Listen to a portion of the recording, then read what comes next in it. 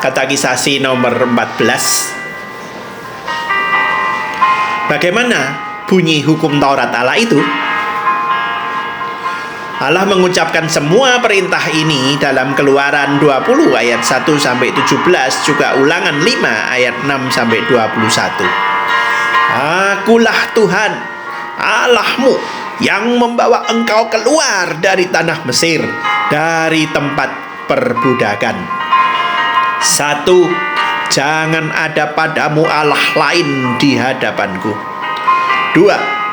Jangan membuat bagimu patung yang menyerupai apapun yang ada di langit di atas, atau yang ada di bumi di bawah, atau yang ada di dalam air di bawah bumi. Jangan menyembah kepadanya atau beribadah kepadanya. Sebab aku, Tuhan Allahmu, adalah Allah yang cemburu, yang membalaskan kesalahan bapa kepada anak-anaknya, kepada keturunan yang ketiga dan keempat dari orang-orang yang membenci aku.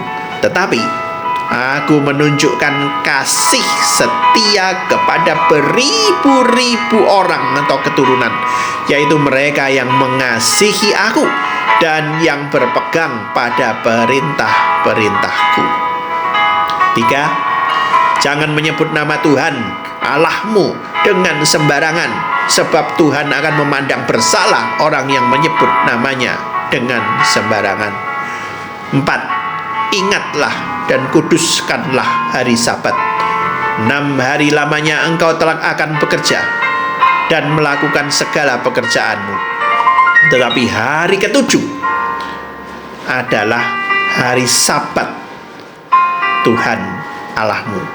Sabat artinya istirahat. Maka jangan melakukan sesuatu pekerjaan, engkau atau anakmu laki-laki atau anakmu perempuan, atau hambamu laki-laki atau hambamu perempuan, atau orang asing yang di tempat kediamanmu. Sebab 6 hari lamanya Tuhan menjadikan langit dan bumi, laut dan segala isinya, dan ia berhenti pada hari ketujuh. Itulah sebabnya Tuhan memberkati hari ketujuh atau hari Sabat dan menguduskannya. 5. Hormatilah ayahmu dan ibumu, supaya lanjut umurmu di tanah yang diberikan Tuhan Allahmu kepadamu. Jangan membunuh.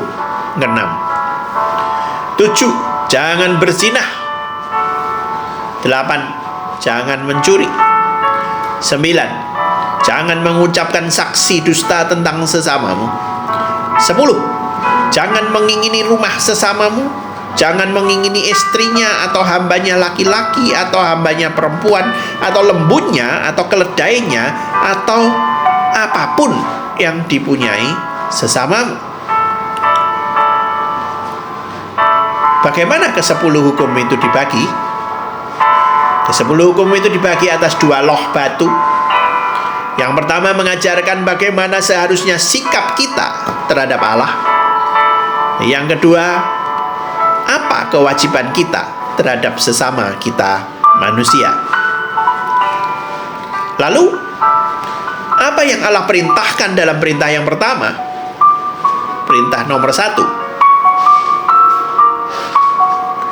Agar aku, demi keselamatan jiwaku, harus menghindari dan menjauhkan diri dari segala penyembahan berhala, ilmu sihir, tenung, tahayul, minta pertolongan kepada orang-orang kudus tertentu atau makhluk-makhluk lain atau yang lain-lain. Di pihak lain, agar aku sungguh-sungguh mengenal Allah yang esa dan benar, menaruh kepercayaan kepada Dia saja, berserah kepadanya dengan rendah hati dan sabar, mengharapkan segala kebaikan hanya dari Allah, dan mengasihi, menyegani, menghormati Dia dengan segenap hati, sehingga aku lebih suka melepaskan segala makhluk daripada menentang kehendaknya dalam perkara yang paling kecil sekalipun. Apa sih itu penyembahan berhala? Penyembahan berhala ialah mereka-reka atau mempunyai sesuatu yang oleh manusia dijadikan tempat kepercayaan, tempat sandaran sebagai ganti Allah yang esa dan benar, yang menyatakan dirinya dalam firman-Nya atau di sampingnya Dia. Jadi, demi kasih saya kepada Allah, maka saya tidak akan menyembah selain kepada Allah, dan saya tidak akan mementingkan siapapun atau apapun lebih daripada Allah. Dalam penyembahan saya kepada Allah, saya akan sabar, berharap hanya kepada Allah.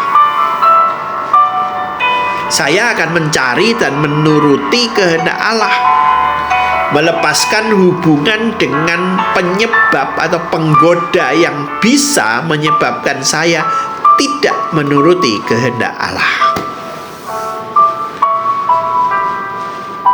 Berhala apa di zaman kini yang sering menghinggapi seseorang?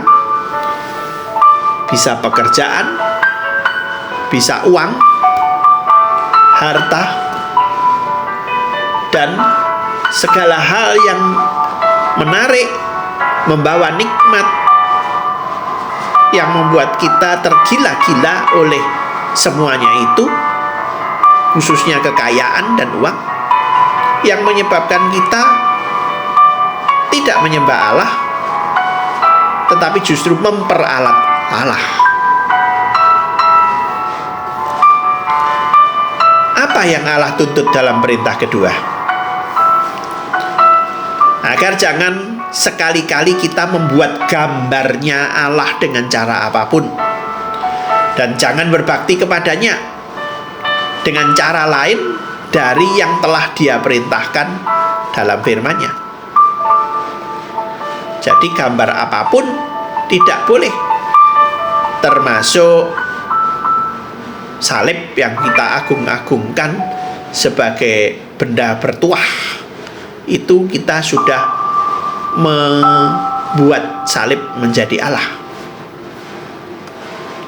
Jadi apakah orang sama sekali tidak boleh membuat gambar atau patung?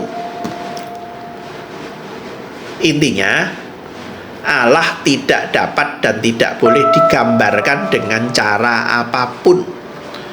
Adapun makhluk, meskipun mereka boleh digambarkan atau dibuat patungnya, Allah melarang membuat dan memiliki gambar atau patungnya, patung Allah, dengan maksud menyembahnya, termasuk patung-patung makhluk untuk disembah atau memakainya beribadah kepada Allah. Tetapi apakah orang tidak boleh membiarkan gambar atau patung di gereja dipakai menjadi alat peraga bagi orang-orang Kristen yang belum mengerti? Tidak, karena kita tidak boleh menganggap diri kita lebih bijaksana daripada Allah, yang menghendaki supaya umatnya diajar bukan dengan gambar atau patung yang bisu, melainkan dengan pemberitaan firman-Nya yang hidup. Jadi kesimpulannya, saya tidak akan melukiskan Allah dengan cara apapun, menggambar Allah dengan cara apapun. Saya tidak akan memuja patung yang melukiskan tentang Allah atau tokoh Allah dan lain-lain. Saya juga tidak akan mengajar tentang Allah dengan memakai patung lukisan tentang Allah. Gambar-gambar seni itu sekedar gambar, bukanlah untuk sarana penyembahan kepada Allah. Lalu, apa maksud perintah yang ketiga? Agar kita tidak menghujat nama Allah atau menyebutnya dengan sembarangan, bukan hanya dengan mengumpat atau bersumpah dusta, melainkan juga dengan mengucapkan sumpah dengan gegabah. kita juga tidak boleh turut bersalah melakukan dosa yang mengerikan itu dengan cara berdiam diri dan membiarkan perbuatan itu. Pendek kata, kita tidak boleh menyebut nama Allah yang kudus kecuali dengan rasa takut, hikmat, dan hormat. Supaya kita mengakui Dia, berseru kepadanya dengan cara yang benar, dan memuji Dia dalam semua perkataan dan perbuatan kita. Apakah begitu besar dosanya jika kita menghujat nama Allah dengan bersumpah dan mengumpat, sehingga Allah juga murka kepada mereka yang tidak membantu dengan sekuat tenaga untuk mencegah dan melarang orang lain bersumpah dan mengumpat? Sudah tentu, karena tidak ada dosa yang lebih besar dan yang lebih menimbulkan murka Allah daripada dosa menghujat namanya.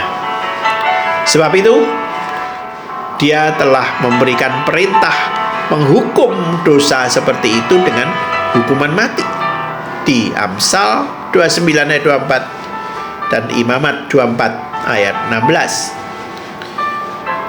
Jadi, saya akan mengasihi Allah. Mari kita mengasihi Allah dengan cara apa? Menghormati penyebutan namanya. Menghormati Allah itu tidak menghina dan tidak secara sengaja menghujat Allah khususnya.